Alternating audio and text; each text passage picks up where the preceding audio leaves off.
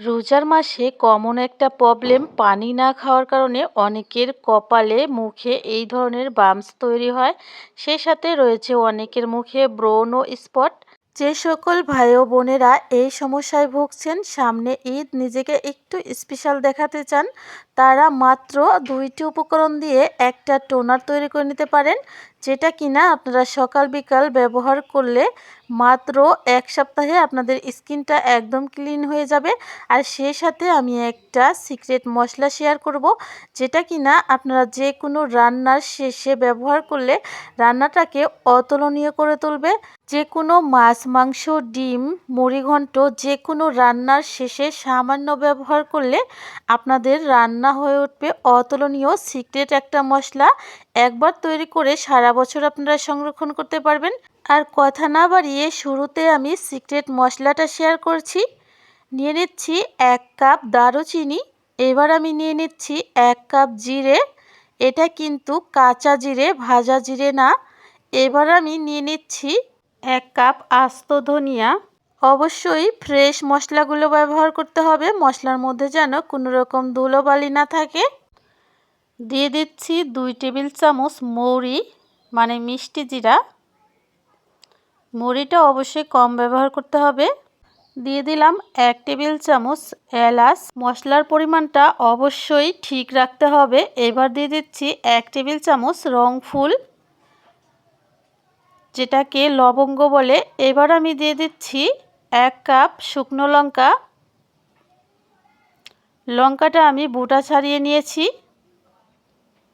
এবার আমি নিয়ে নিচ্ছি 1 মুঠো তেজপাতা। প্রায় 15 থেকে 20টা তেজপাতা রয়েছে এখানে। এবার আমি নিয়ে নিচ্ছি সর্বশেষ উপকরণ, সেটা হচ্ছে রাঁধুনি। এখানে আমি 2 টেবিল চামচ রাঁধুনি নিয়েছি, তবে রাঁধুনি মশলাটা এর সাথে আগেই মিশানো যাবে না।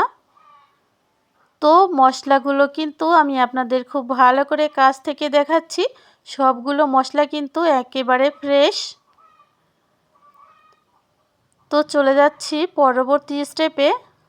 চুলায় একটা কড়া বসিয়ে নিচ্ছি। শুকনো খোলায় এবার আমি দিয়ে দিচ্ছি শুরুতে শুকনো লঙ্কাগুলো দিয়ে এবার আমি খুব ভালো করে 1 মিনিটের মতো টেলে নিব। এই মশলাটা তৈরি করার সময় চুলার আঁচ রাখতে হবে একেবারে মিডিয়াম টু নো হিটে। একেবারে সব মশলা দিয়ে টালা যাবে না, তাহলে কোনো মশলা পুড়ে যেতে পারে। 1 মিনিট পর এখানে অ্যাড করে দিলাম আস্ত ধনিয়াগুলো দিয়ে আমি 20 সেকেন্ড ভেজে নেব। তারপর দিয়ে দিচ্ছি আমি আস্ত গরম মশলাগুলো দিয়ে আমি নেড়ে চেড়ে আমি আরও 20 সেকেন্ডের মতো ভেজে নেব।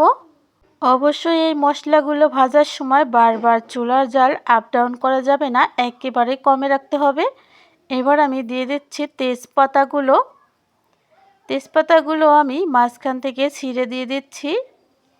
যতটা সম্ভব ছিঁড়ে টুকরো করে দিতে হবে।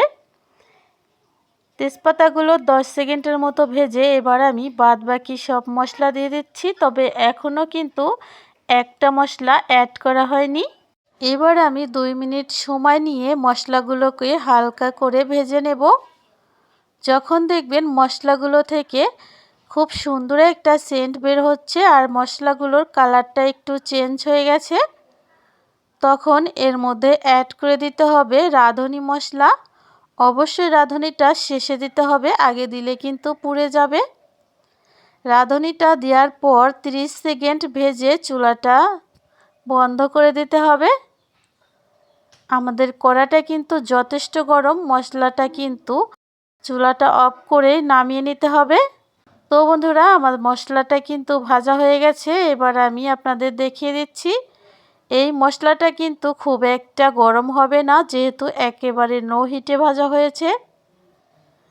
খুব সুন্দর একটা সেন্ট বের হচ্ছে আমাদের মশলা থেকে। এবার এই মশলাটা সরাসরি ঠান্ডা কোনো পাত্রে ঢেলে নিতে হবে।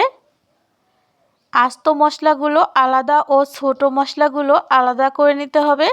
এতে করে মশলাটা খুব তাড়াতাড়ি ঠান্ডা হয়ে যাবে। তবে মশলাটা কিন্তু একেবারে ঠান্ডা করা যাবে না, হালকা গরম থাকতে মশলাগুলো আমি আপনাদের দেখাচ্ছি। আমি মশলাগুলো দু পাত্রে নিয়েছি। বড় মশলাগুলো আলাদা ও ছোট মশলাগুলো আলাদা, আর মশলাগুলো কিন্তু হালকা কুসুম গরম রয়েছে। এবার আমি একটা মিক্সিং জার নিয়ে নিচ্ছি। মিক্সিং জারের মধ্যে এবার আমি মশলাগুলোকে দিয়ে দেব। সম্পূর্ণ মশলা একসাথে করে দিতে হবে, আলাদা আলাদা গুঁড়ো করা যাবে না।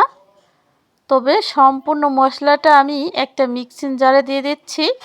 আমার জারটা যেহেতু অনেকটাই বড়, সম্পূর্ণ মশলাটা আমি একসাথে গুঁড়ো করে নিতে পারবো। তো বন্ধুরা, দেখেই বুঝতে পারছেন আমার মশলাটা কিন্তু তৈরি করা হয়ে গেছে। তৈরি হয়ে গেল সিক্রেট রেডিমেড মশলা। যে কোনো রান্নার শেষে সামান্য একটু ছড়িয়ে দিলে খেতে যা ভালো লাগবে, আপনারা নিজেরাই তৈরি করে দেখবেন। এবার আমি এই মশলাটা একটা পাত্রে ঢেলে নিচ্ছি। যেহেতু মশলাটা ব্লেন্ডার করা হয়েছে, মশলাটা কিন্তু এখন গরম রয়েছে। ঠান্ডা করার জন্য অন্য একটা পাত্রে অবশ্যই ঢেলে নিতে হবে। যখন দেখবেন মশলাটা ঠান্ডা হয়ে গেছে, তখন এই মশলাটা কোনো কাচের জার কিংবা প্লাস্টিকের জারে সংরক্ষণ করবেন। তবে দীর্ঘদিন ভালো রাখতে মশলাটা কাচের জারে রাখতে পারলে বেশি ভালো হয়। অবশ্যই একবার হলেও মশলাটা ট্রাই করে কমেন্ট করে জানাতে ভুলবেন না কেমন লেগেছে এই সিক্রেট মশলাটি। চলুন তাহলে আর কথা না বাড়িয়ে হোম রেমেডিটি শেয়ার করি। এবার আমি তৈরি করে দেখাবো ফেস টোনার। সেজন্য আমি নিয়ে নিচ্ছি 3 পিস লবঙ্গ। সেই সাথে এবার আমি নিয়ে নিচ্ছি ফিটকিনি। তো আমি এখানে একেবারে ফ্রেশ সাদা ফিটকিনিটা ব্যবহার করেছি। অবশ্যই এই ফিটকিনিটাই ব্যবহার করতে হবে। আর এইখান থেকে আমি এক সাইড থেকে ভেঙে হাফ চা চামচ ফিটকিনি নিয়ে নিচ্ছি। অবশ্যই খেয়াল রাখতে হবে অনেক বেশি ফিটকিনি কিন্তু এখানে ব্যবহার করা যাবে না। তো ফিটকিনিটা দেওয়া হয়ে গেলে এবার আমি নিয়ে নিচ্ছি নর্মাল পানি। এখানে আমি যে পরিমাণ পানি ব্যবহার করেছি তাতে আমার 2টো জার লোড হয়ে যাবে। এবার এই পানিটা আমি অন্য একটা পাত্রে নিয়ে নিচ্ছি। পাত্রটা চুলায় বসিয়ে এই পানিটা 2বার করে ফুটিয়ে নিতে হবে, তবে অনেক বেশি ফোটানোর প্রয়োজন নেই। তো পানিটা ফুটে গেছে, এবার আমি চুলা বন্ধ করে পানিটা ঠান্ডা করে নিয়ে ফিরে আসলাম। এবার আমি নিয়ে নিচ্ছি স্প্রে বোতল। এই স্প্রে বোতলগুলো আপনারা বাজারে বড় বড় কসমেটিকের দোকানে ঠিক পেয়ে যাবেন। এবার এই বোতলটা আমি খুলে নিয়ে লবঙ্গগুলো ভরে নিচ্ছি। বোতলের মধ্যে এই ফুলগুলো দিয়ে দিতে হবে। এরপর এই পানিটা এবার বোতলের মধ্যে ঢেলে নিতে হবে। এইভাবেই কিন্তু আমি 2টো জারই লোড করে নেব। অপর জারের মধ্যেও কিন্তু আমি অবশ্যই লবঙ্গ দিয়ে দেব। তবে এই জারের মধ্যে আগে থেকে লবঙ্গ দেওয়া রয়েছে। আমি আগেও কিন্তু এই টোনারটা তৈরি করেছিলাম। এটা আপনাদের স্কিন থেকে ব্রণ দূর করার পাশাপাশি আপনাদের স্কিনকে টান টান করবে, বয়সের ছাপ দূর করবে, সেই সাথে দাগ স্পট থাকলে সেটাও দূর করবে। অবশ্যই একবার হলেও এই রেমেডিটা তৈরি করে ব্যবহার করে 7 দিন পরে আমাকে কমেন্ট করে জানাবেন আপনারা উপকার পেয়েছেন কি না। অবশ্যই কিন্তু জানাতে ভুলবেন না।